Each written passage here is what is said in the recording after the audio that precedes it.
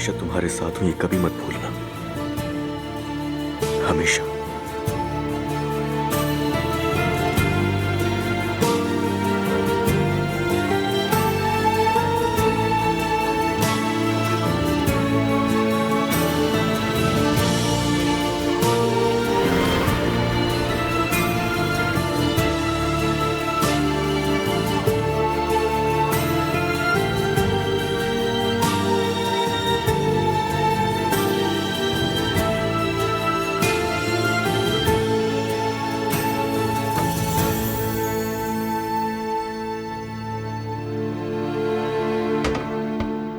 मुस्तफा,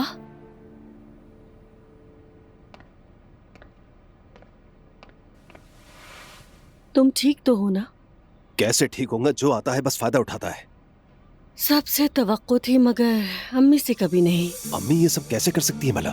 उनने दुआ को निकाला और उरूज को लेकर आ गई। अजलान का दिमाग घुमा दिया, वरना शायद वो भी सुलह कर लेते। हाँ, आखिर अम्मी ऐसी क्यों है? सच कहूँ तो मुस्तफा, अम्मी ने कभी मुझे दिल से नहीं चाहा, जानते हो? मुझे ऐसा नहीं लगता नाला। अल्लाह की कसम, उन्होंने मुझे